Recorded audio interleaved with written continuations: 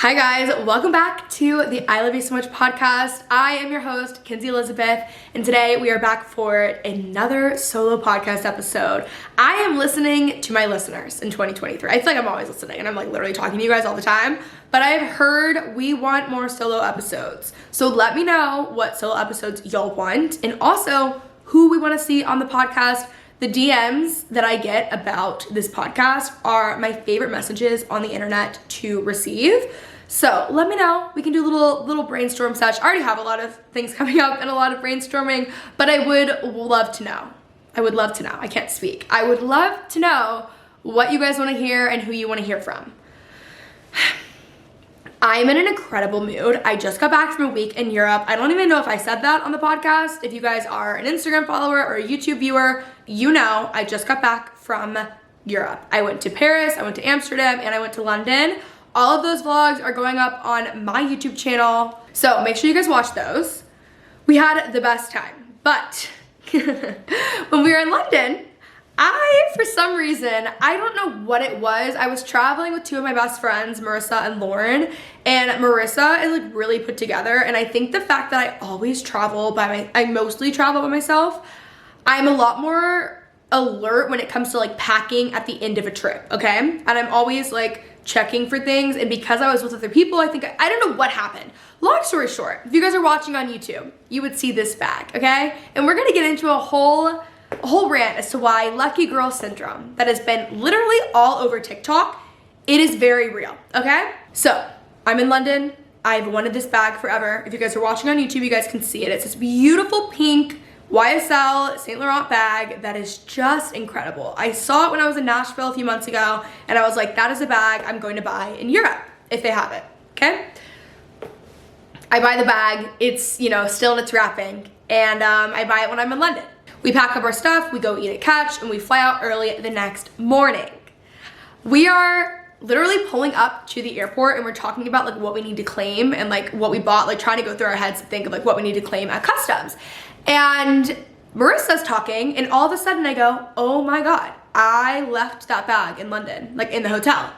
And I'm positive because this bag is like structured, so I would have known if I put it in my suitcase because I would have move certain things around, and I bought Dom some gifts and like I knew where I put those. Anyways, long story short, I was like, I know I left that in the hotel room. So I'm like, this is awesome, and it's definitely gonna get stolen because who wouldn't steal a $2,000 bag, to be honest with you? Like anyone would steal it, and it's my fault because I was irresponsible and I left it. Keep in mind, up until this point in my life, when I travel literally 24/7 and I'm 25 years old, I have never left anything in a hotel room besides maybe an ice roller in a freezer, okay? And I love that the first thing that I leave is, a designer bag. So that was really unfortunate. So I'm getting through security, I'm calling the hotel, the Pelham Hotel in London, and they're saying they haven't seen it, they can't find it. They went into the room and they saw all the other shopping bags and not the Saint Laurent one, and I was like, it's in that bag, and like, why, if all of the bags are there besides the Saint Laurent one, obviously someone took it. Which at this point, I literally can't even blame them because I understand. I maybe am not a thief and I wouldn't have done that, but like I understand. It's like a really cute bag. You can keep it for yourself or you could sell it. Like I get it, okay? But I'm like, you know what? It's okay. And we're all thinking, I'm like, you know what? It's okay. And Lauren goes, Kenzie, you are a lucky girl. I'm like, I am a lucky girl. I am a lucky girl. Good things happen to me. 10 minutes later, I get a call from the Pelham Hotel from this man, the nicest man ever. I need to invite this man to my wedding. Honestly, and my first birth. Like at this point, like this man, I love him. I would die for him. He goes, Mrs. Piper, he goes, Miss Piper, we have found your bag. Couldn't believe it. I don't even care if they were planning on stealing it before. They ended up making such a selfless, nice decision, and they mailed my bag to me. It is Monday. I got back on Friday, literally days later, and I'm sitting here. I had just unwrapped my pink bag. So lucky girl syndrome is very real. Also, when I landed in Dallas, they had somehow left my luggage in London. My luggage got left behind in London, and I was like, oh, you know what? Like, worse things have happened, whatever. I only freak out on things that are like stupid or like get really worried and stressed about things that are like really dumb, not things that I should worry about, like, my luggage being left in London. And I'm like, you know what, whatever, let's go home. I have a house here. Like I can survive, okay? They told me it should be here by Saturday. Never shows up, no one's picking up their phone. And I'm like, this is sketchy. I'm going and tracking it online, can't find it anywhere. It says the bag's not even there. A whole thing just gone, right? But this morning I go, I am a lucky girl. Good things happen to me. My purse is gonna arrive today and so are my bag. And then this other third thing that will really be the charm that I will let you guys know if it happens, okay?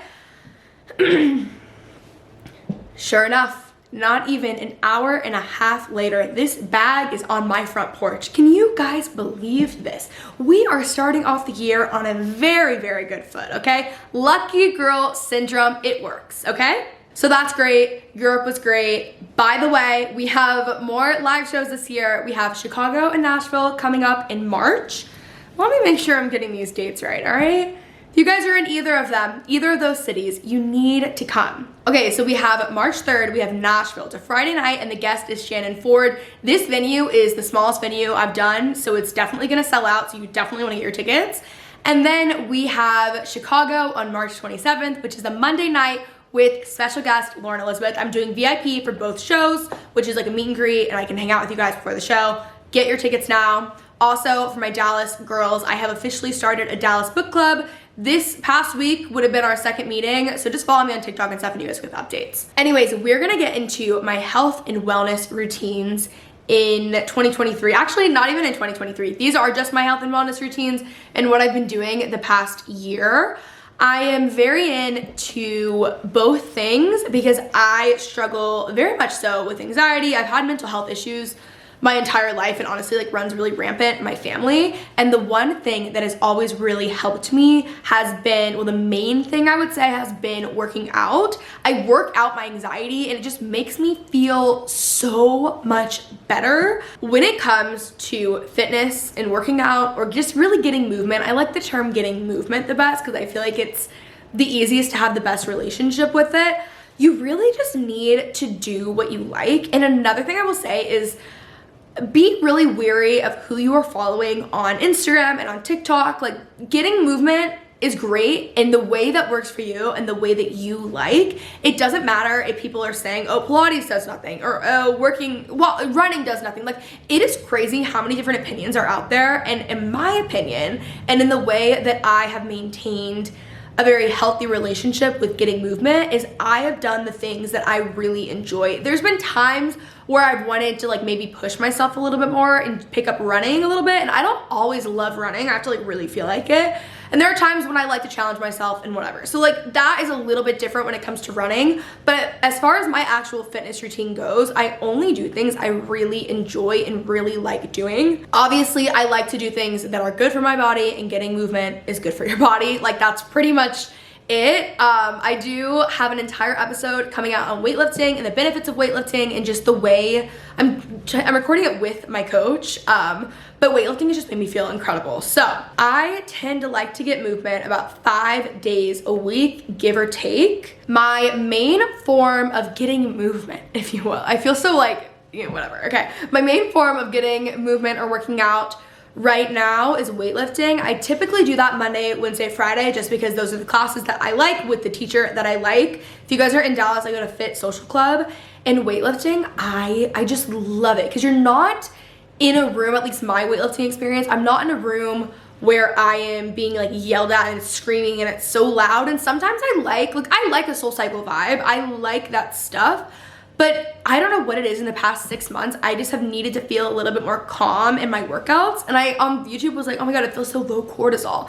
And I understand, I guess weightlifting is not technically low cortisol, but what I meant by that was it makes me feel very calm and I'm not jumping around. One thing about me, I hate a HIIT workout. Like, oh my God, I literally hate it. In college, one of my roommates loved a HIIT workout, and we would do 15, 20 minutes on YouTube. And at the end of it, I was like, I hated every single minute of that. And so it's just like, I needed to stop pushing myself to do those because personally, I hated them.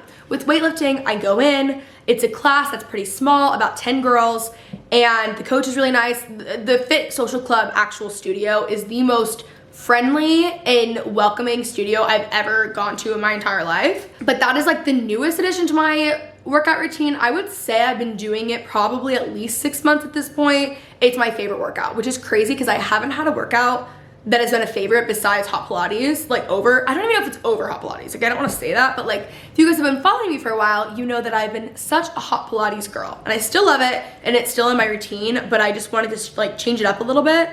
And weightlifting has been incredible. It's really gratifying to see and feel yourself getting stronger. There's something, I don't know if it's like confidence, it feels really cool to be strong. And if you guys are watching on YouTube again, okay, see these stairs behind me? I live in a townhouse, and for whatever reason, they decided to put my laundry room off of my garage, okay? So that's on like floor 1. And then they put my closet up on floor 3. And then I decided to get a massive laundry basket, okay? And of course, I only have it all the way full by the time, naturally, I wait until I have to do laundry. So, anyways, I used to die when I was carrying this basket up, and it was just such a, like, this is like such a stupid example, but it just is the way that I know that I feel a lot stronger. And now I walk up with this basket, no issues. Like I feel strong. The next thing that I do 1 to 2 times a week, I used to do it like 5 times a week. It just depends. Sometimes I'll add more because I really just truly love it. I love hot Pilates. In Dallas, I go to Shine Hot Pilates. You guys actually can use code, I think it's Join Kenzie. It is Join Kenzie for your first class free. It is my favorite class, like just Pilates wise. I love it so much. I personally like the AAA classes, the abs, what is it, abs, arms, assets, which is like obviously ass.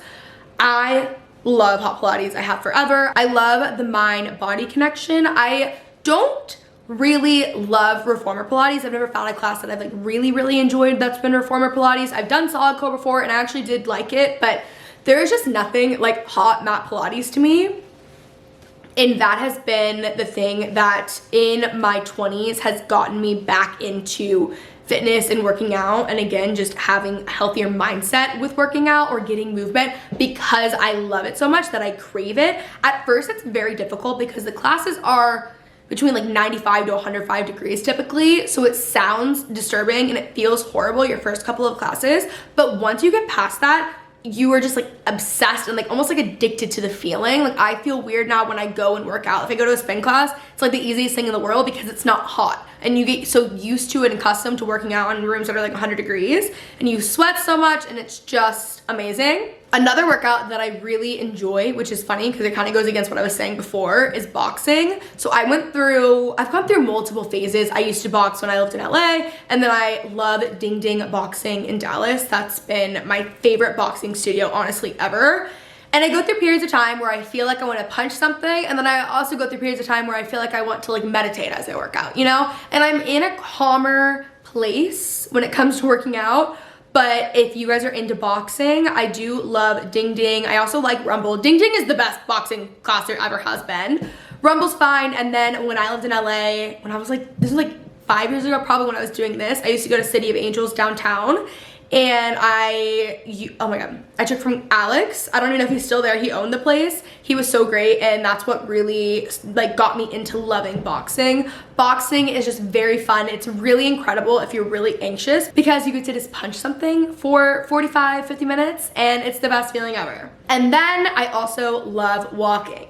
Not running, like I said, I go through my phases and I'm not in a running phase right now, but I do love walking. I actually just got like a desk for over my treadmill so I can, you know, like it's like a walking pad. Essentially like I turned my treadmill into a walking pad as I work throughout the day just because I feel so much better mentally when I am getting steps in. They are not kidding about that. All the science behind it. It has to be true. Okay, guys, I love walking. Getting out of my house in the morning and going on a nice little walk. I do the trails in Dallas sometimes. Sometimes I'll walk my neighborhood.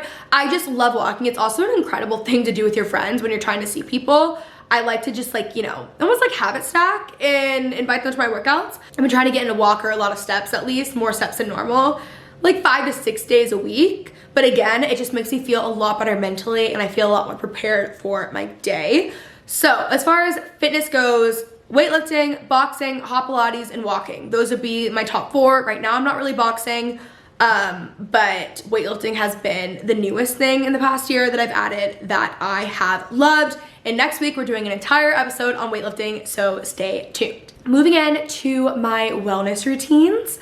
I love an infrared sauna. There is fewer things in this world that I love more than an infrared sauna. I want one in my house so bad. Like if you guys have any infrared sauna hookups, I'm your girl, and I will sell my soul to you. You need 17 Instagrams, I will, naturally that will happen. Like I love my infrared sauna. So what I had started doing a few months ago is I would go to weightlifting, and then I go to Restore Hyper Wellness in Dallas. It's a franchise. I have them everywhere. There's a lot of places that have saunas. I would just look it up.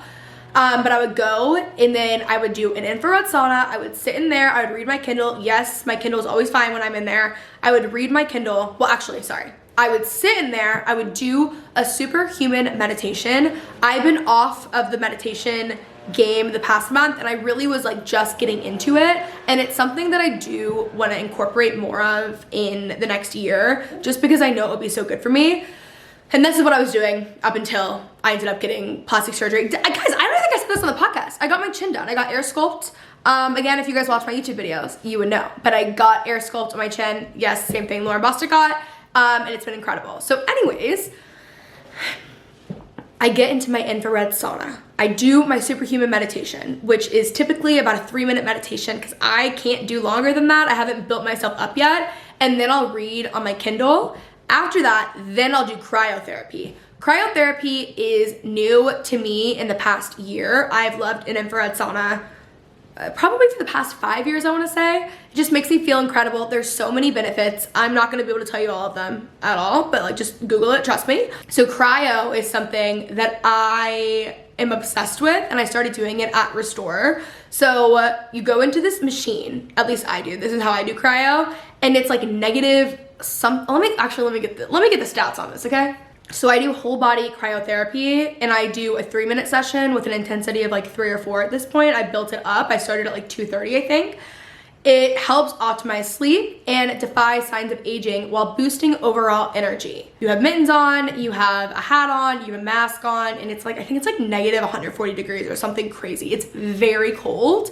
It's really a mental game too. I always play That Girl by Beyonce. It's the best song to play. And again, the first time I did it, I felt a little bit claustrophobic. I didn't love it that much, and then I kept doing it because I would do the infrared sauna where it's hot, sweat it all out, and then I would do cryotherapy. And it is the best combination because afterwards, I have 0 brain fog, which is unheard of for me. Like I always have brain fog. One thing about me, I'm gonna have the brain fog, okay? And the one thing that has helped me so much besides working out has been the infrared sauna followed by cryotherapy. And then afterwards, I'm so focused. I get so much done. It's like one of those days where I feel like I could run for president.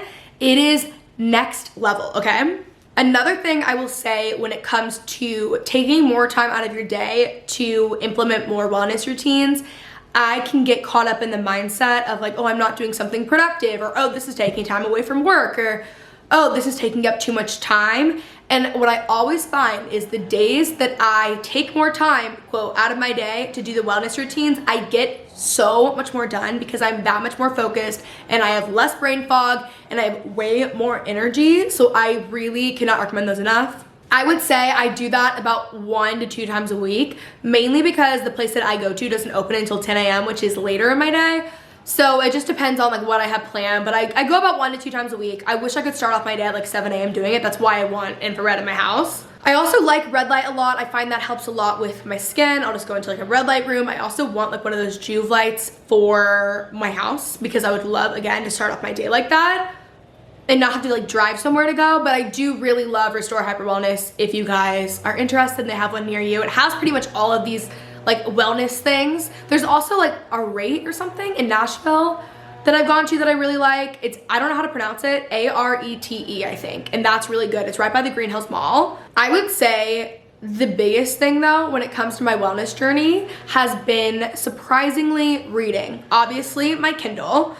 I read so much. I read every single night, and what that has done for me, I cannot even explain. I know I've talked about it on this podcast so many times, but reading helps me, again, so much with my anxiety, which you guys will find I'm always going back to when I'm talking about health and wellness, because I'm really just doing this to get ahead of my anxiety, or like basically just take care of myself anxiety-wise. but I love reading. It lets me actually zone out. It is the one thing where I'm not thinking about anything else. I'm not thinking about work. I'm not thinking about scrolling on my phone. I'm not scrolling on my phone, and I read every single night before bed. My phone goes face down on my nightstand, and it's probably at like 8 or 9 p.m. every like weeknight. And I put that down, and then I pick up my Kindle and I read for a couple of hours, and then I go to bed. So I'm not on my phone past like 8 p.m., which I would never be able to do if I wasn't reading. If I was watching something or even just, I don't know, doing anything besides reading, I would be picking my phone up and scrolling nonstop. The only thing that I have found that actually makes me not do that is when I'm reading at night, and I've been doing that for about 2 years now. I started that like 2020. I've always been a big reader. I grew up reading. I've always been a big reader, but like reading consistently every single night on my Kindle with my red lights on, like with my whole night routine, which I can go into that on another episode, that has helped me immensely, and it makes me so much calmer, and it just helps me so much. So that is definitely my wellness routine. Also, gardening has been, you know, something I've started in the past, 6 months. My garden, it's looking great. Actually, I'm gonna be honest with you. It's been really cold in Texas, and there's gonna be a freeze, I'm sure, at some point. So, we're gonna be starting over in the spring, but it did look great for the time being, and it did what it needed to do, okay? I love I love hobbies where my hands are busy because I can't grab from my phone or my laptop. So the next thing is cooking. Like, I just love having hobbies where they're not, well, I don't know. I mean, they are technically work-related because I've basically incorporated everything that I like onto, my social, but whatever. I love having hobbies that are not necessarily work-related, but mainly that my hands are busy because I cannot grab for my phone. And this thing sometimes, this phone, it's a little bit evil, okay? And it's very difficult. We're all addicted to these things. I cannot just like knock it on that solely out of willpower. I need something in place of it. And cooking has been huge. Gardening has been huge. And those just overall help my, overall mental well-being so much. Another thing that I have loved for a very long time has been journaling. Journaling is the biggest game changer. I've been saying that about everything, and that's why it's made the list, okay? You guys are gonna get mad and say you said that about every single thing. And let me tell you something, okay? Maybe I feel that way. So I'm sorry, guys. But journaling has been huge, specifically morning pages. You wake up and you write for 3 pages straight. Julia Cameron came up with it in, what was that? In the Artist's Way book, which I need to start over and do again because that was life-changing when I didn't finish it. If I'm anxious about something, if I'm really stressed about something, if I'm trying to just like visualize, writing has always been a very helpful tool. I'm a visual learner, so I think that somehow connects, and journaling has been very helpful for me. But I would really recommend just giving yourself the challenge of doing morning pages, like maybe even just 3 days in a row. As soon as you wake up, you write for 3 pages straight. Your hand does not get off the paper, even if you're writing, I don't know what I want to talk about or what I want to write about, because a lot of the time what ends up happening, at least for me, is I end up writing about things that I had no idea were bothering me because they're so in the back of my mind, like they're nowhere near like where I'm actually processing things. And so it like takes it out of me, and then I know that that is something that's bothering me, and then I can like, talk about it in therapy or like figure it out on my own, So journaling has been huge. And then the last thing I will say is social. Like, my social life is a huge part of my wellness routine. I will get too fixated on my goals, and I will get I operate in extremes a lot, and I feel like I have very much so. I don't think I operate in extremes when it comes to fitness or even my wellness routines necessarily, but I operate in extremes when it comes to like career and like getting my goals done. And so in recent years, I would say like my earlier 20s, I was so focused on like work and school, my internship and whatever I was doing, that I completely neglected my social life. And what I realized when I moved back to Dallas is that I get fulfillment out of the relationships in my life. I don't necessarily get fulfillment out of my career, even though I love what I do and I'm very passionate about it and I am very fulfilled career-wise. It just isn't the only thing in my life that matters to me, and I think I thought that it was. So I would become very isolated. I would isolate myself, and I wouldn't invest in any other relationships around me. So if you guys are seeing the TikToks that's like, stay quiet, keep your head down, you don't need to see anyone for 6 months, like, just be careful, because at least for me, it was something that made me a lot more anxious and really unhappy, and it ended up making my work worse because I was not a happy person.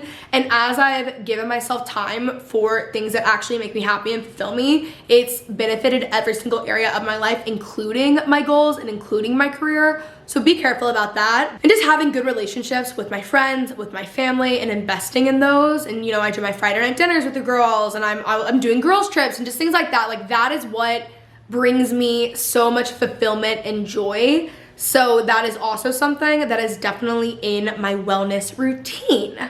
So I hope you guys enjoyed this little wellness and fitness routine episode. And I hope we are all practicing lucky girl syndrome today.